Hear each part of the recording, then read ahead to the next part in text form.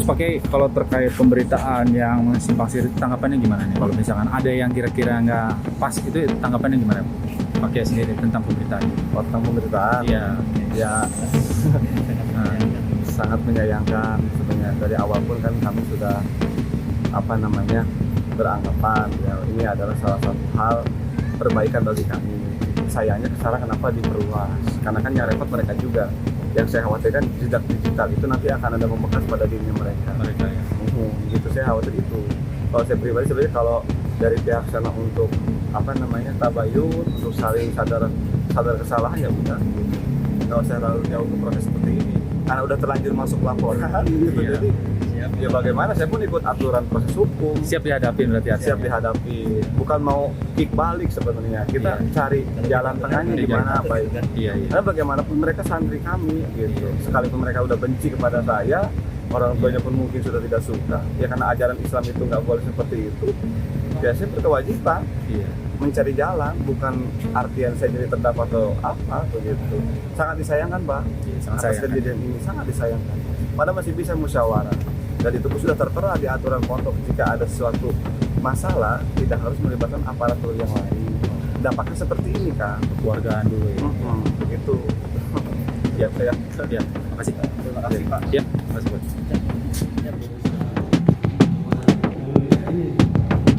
Mana? Orangnya mana?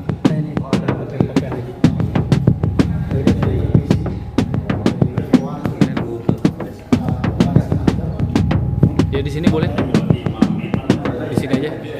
Iya, boleh. Pak, bisa diceritain terkait itu yang dilaporkan yang pelaporan para santri ya, Pak Tita. Itu gimana? Bismillahirrahmanirrahim. Assalamualaikum warahmatullahi wabarakatuh. Salam. Sebelumnya saya izin mengucapkan terima kasih. Perihal ini di waktu satu hari puasa itu sudah dimusyawarahkan dengan para wali santri. Gitu. Bahkan di saat itu pun semua para wali santri di akhir daripada ending semua yang setelah di statement kepada saya pun sudah saling Islam mengislamkan, saling maaf. Namun ketika selepas anak-anak masih lulus dan mendapatkan ijazah, mereka langsung membuat reaksi yang lebih jauh lagi di luar dugaan kami. Awalnya kami pikir mereka tidak ada tindakan apapun, Tidak ada yang lapor. Ya, tidak ada pelapor apapun, karena di situ sudah ada kesepakatan di waktu forum itu. Bahkan orang tua santri pun ya sudah memaafkan atas segala kekhilafan dan semuanya. Nah, khilaf di sini bukan dalam arti kata saya adalah kontak fisik pada anak. Gitu. Nah, saya katakan laporan yang dilakukan oleh anak itu masih bias. Dan saya pribadi selaku orang-orangnya tidak melakukan apapun tindakan kepada anak-anak kami. Malah ada kami itu benar-benar menjaga dan bagaimana cara mendidik agar anak-anak kami lebih baik lagi. Nanti ketika itu pun pada saat akan ada riungan ke pondok kami gitu ya, itu dari orang tua saya tidak ada yang berkomunikasi, tidak ada yang memberikan informasi dari awal bahwa akan ada riungan tentang hal ini. Kalau istilah dalam bahasa agamanya nggak ada tabayun kepada kami, sehingga kami pun dibuat kaget dengan banyak datang orang tua wali santri. Nah itu kan secara etika sudah punten gitu, melanggar daripada kode etik gitu. Datang ke tempat seseorang tanpa izin. Nah ketika itu saya kaget, ya sudah saya atasi, ada apa, dan itu tidak dibuka gitu. Setelah terjadi banyak obrolan, akhirnya terjadilah riungan. Ketika di riungan itu pun saya langsung just gitu ya, bahwa saya itu sudah melakukan tindakan itu disebutkan seksual. Di situ saya langsung kaget, kenapa kaget? Karena tidak ada klarifikasi dari awal. Sedangkan pada awal pun ketika ada permasalahan yang memang melibatkan santri ataupun ada yang dilakukan, kita bisa musyawarah secara kekeluargaan. Nah dari situ akhirnya karena mereka langsung percaya terhadap laporan pertama dari anaknya dan menelan bulat-bulat informasi dari anaknya begitu, sehingga orang tua itu langsung khawatir. Mereka pikir anaknya benar-benar diapa-apakan sama saya, padahal sama sekali tidak begitu. Nah setelah itu akhirnya ya saya menjelaskan kepada mereka, kalau seandainya saat ini saya harus membenarkan Bapak Ibu percaya sama saya apa tidak, ya sudah, semua luapan emosi orang tua di saat forum itu selesai. Bahkan ketika itu pun sampai bahwa terjadi ada obrolan ini tidak akan sampai dibawa ke ranah hukum. Ada salah satu orang tua santri yang mengatakan demikian, dan ini kepala sekolah langsung. Kenapa? Karena berpikir gini, di saat itu pun mereka sudah ada mosi tidak percaya. Kami terima atas segala mungkin tindakan daripada guru kami, terhadap kami, namanya pendidikan, pasti teguran itu ada. Namun kadang-kadang mereka tidak paham harus pendidikan seperti apa, sehingga wacana atau isu-isu yang berkembang itu bahwa katanya puluhan santri, padahal jumlah santri yang ada di kami itu 16. Pak, ini kan udah masuk ke proses hukum ya, gimana? Ya, kita akan ikuti proses hukumnya aja.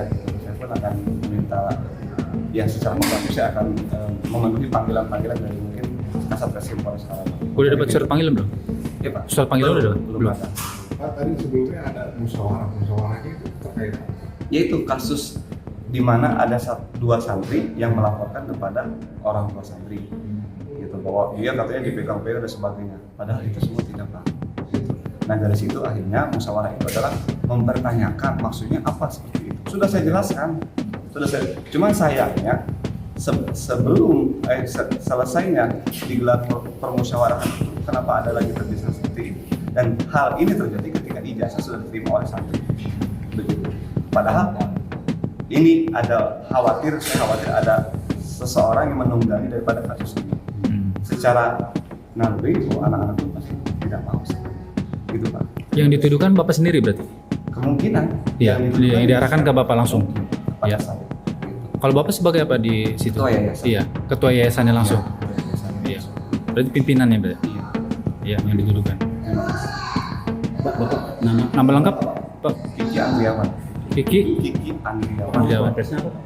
Ya, Yayasan konteksnya apa? kontes sih. Untuk nama kontes Alif. Yang di mana sih? Lokasinya yang di mana? Di daerah Majalaya. Oh iya. Terima kasih Pak. Sebentar, izin. Terkait masalah itu kan juga ada katanya izin pondok pesantrennya juga katanya nggak ada. Itu gimana tuh? Nah itu keliru. Iya. Izin kita sudah ada dari tahun Iya. 2022. Pengajuan itu dari tahun 2018. Begitu. Ah. Izin sudah ada, kami pegang. Begitu. Jadi dari laporan-laporan yang berkembang di media itu, memang ada beberapa yang menurut saya tidak konkret dengan kenyataan. Jadi ada yang ditambah-tambahkan. Gitu. Tapi statement ke Pak Depak sendiri mengatakan tidak ada. Dia tidak terdaftar tuh gimana? Waktu awal. Nah itu. Nah, Nah ini. Ini. ini 2022 ya. Ini 2022. Iya, langsung. Udah habis atau belum? Iya. Kan jadi tidak sesuai statement yang kemarin tersebar itu. Nah, Iya. makanya tadi sama ketua Kemenag juga diklarifikasi lagi. gitu. Diklarifikasi lagi. Iya. Jadi ini yang asli. Artinya kedatangan ke sini itu kualifikasi gitu. Iya, Iya. klarifikasi. Maksudnya pihak Kemenag itu minta klarifikasi. Iya. Ada apa? Bukan terdakwa. Kita sebagai Iya. saksi. Iya. Oh iya. Jadi banyak kekeliruan yang dilaporkan oleh. Iya, maksudnya supaya tidak menjadi bola liar yang berlebihan di media. Iya. Izin Pak, mau ada pendampingan penasihat hukum nggak ada rencana itu Bapak? Bapak sendiri Kedepannya jika memang diperlukan pasti ada Pak. pendampingan? Iya, pendampingan dari LBH. Iya. Insya Allah. Saat ini belum. Belum. Belum. Begitu. Jadi kemarin pada saat lapor pun ada beberapa santri yang dimana itu santri dikasih. Jadi ibarat ke bawah-bawah dia mencari info itu benar. Tidak benar.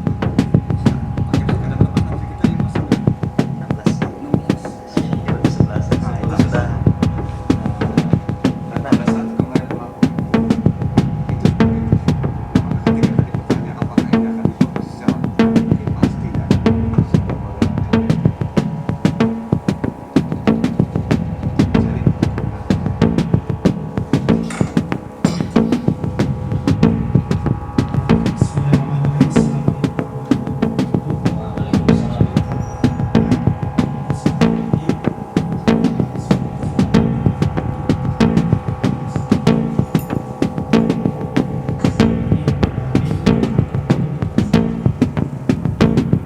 saya di sini datang bersilaturahmi. Pertama saya mengungkapkan aplikasi isu-isu yang sedang beredar di Indonesia, di mana isu itu terangkat bahwa di mana ada indikasi di pondok kami terjadinya pelecehan seksual.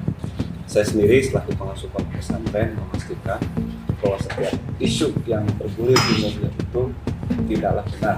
Satu itu. Kemudian ketika ada isu-isu yang lain berkembang di media yang lain pun terlihat tentang penyebaran video-video yang tidak pantas dan saya pastikan tidak ada begitu. Nah kemudian kalau saya harus berbicara kronologis dari awal, memang cukup panjang. Gitu.